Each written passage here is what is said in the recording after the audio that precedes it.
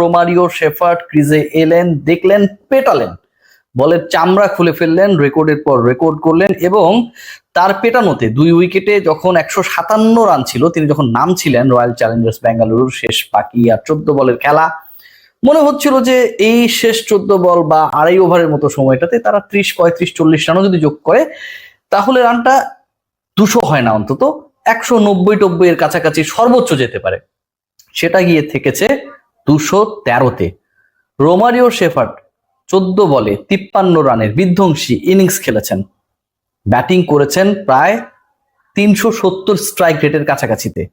এবং সবচেয়ে interesting fact যেটা, যে তিনি ব্যাট করতে নামার পর তারা যে পার্টনারশিপটা করেছেন তিনি এবং টিম ডেভিড, সেখানটায় টিম ডেভিড বল খেলার সুযোগ পেয়েছেন মাত্র একটা বল খেলার সুযোগ পেয়েছেন তিনি, এবং সেই একটা বল সহ টোটাল দুজনের জুটি করতে গিয়ে 15টা বল পেয়েছিল, যেহেতু একটা নো বল হয়েছিল খলিল আহমেদের করা 19তম ওভারে।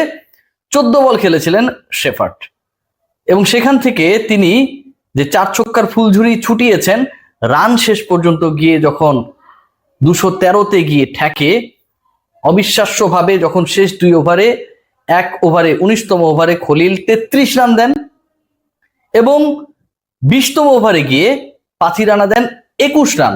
এই 2 ওভারে যে 54 রান তুলেছে রয়্যাল চ্যালেঞ্জার্স বেঙ্গালুরু, শেষ 2 ওভারে চেন্নাইয়ের বিপক্ষে কোনো দলের এবং আইপিএলে শেষ 2 ওভারে কোনো প্রতিপক্ষের বিপক্ষে কোনো দলের 2 ওভারে 54 রান তোলা রেকর্ড।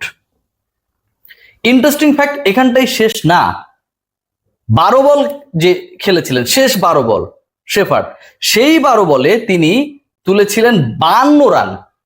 ব্যাটার হিসেবে তিনি যে লাস্ট 12 বল খেলেছিলেন, শেষ 12 বল খেলে 52 রানস করাটাও স্বীকৃত টি20তে রেকর্ড।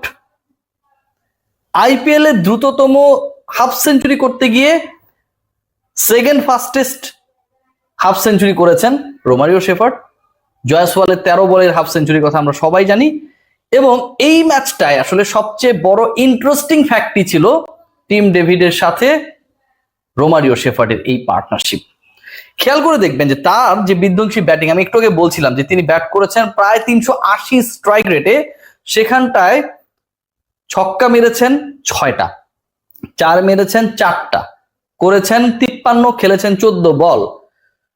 6 ছক্কায় তার টোটাল রান হচ্ছে 36 আর 4টা 4 মেরেছেন 16। তার মানে 4টা 4, 6টা ছক্কা, এই 10 বলেই তিনি 52 রান তুলেছেন। কি পরিমাণ বিধ্বংসী হলে, কি পরিমাণ টর্নেডো বইয়ে নিয়ে গেলে প্রতিপক্ষের উপরে এরকম একটা এন্ডিং হতে পারে। ইন্টারেস্টিং, এখানেই পার্ট শেষ না। আমরা যদি খেয়াল করে দেখি যে এই ম্যাচটায় বেঙ্গালুরুর জয়টা অনেক কারণে গুরুত্বপূর্ণ। জিতে গেলে টপ 4-এ থাকাটা অনেকটা নিশ্চিত হয়ে যাবে। আবার একই সাথে এই ম্যাচে জয় তাদেরকে প্রতিপক্ষ অন্য যে 3টা দল রয়েছে যাদের এগেনস্টে আসলে আইপিএল এর লাস্ট 3টা ম্যাচ অন্তত এ পর্বে তারা খেলবে, সেই 3 ম্যাচের একটাই যদি আরো জিতে যায় এই ম্যাচের পরে, আমি যখন ম্যাচ চলছে তখনই এই ভিডিওটা বানাচ্ছি, সেক্ষেত্রে টপ 2-এ থাকার একটা সম্ভাবনা ক্রিয়েট হবে। কি অসাধারণ একটা ব্যাটিং প্রদর্শনী। এর আগে আমরা দেখেছিলাম বৈভব সূর্যবংশী 35 বলে শতক হাঁকিয়েছিলেন। একটা বলের জন্য, একবারের জন্য তিনি ওয়েট করেননি যে ওয়েট করতে হবে প্রতিপক্ষ বোলাররা আমাকে আসলে কি ধরনের বল দিচ্ছে, সেঞ্চুরির জন্য ওয়েট করতে হবে। শেষ 7 বলে 36 রান তিনি তুলেছিলেন। আজকে যেন সেটার একটা মিনি ক্যামিও দেখালেন শেফার্ড। 5 উইকেটে একটা দলের স্কোর যখন 157, বাকি মাত্র 14টা বলে খেলা, সেই দলটা শেষ পর্যন্ত গিয়ে ল্যান্ড করলো 213-তে, 14 বলে 53 রানের 380 স্ট্রাইক রেটের এই ইনিংসটা আইপিএল অনেকদিন মনে রাখবে। সবাই ভালো থাকবেন।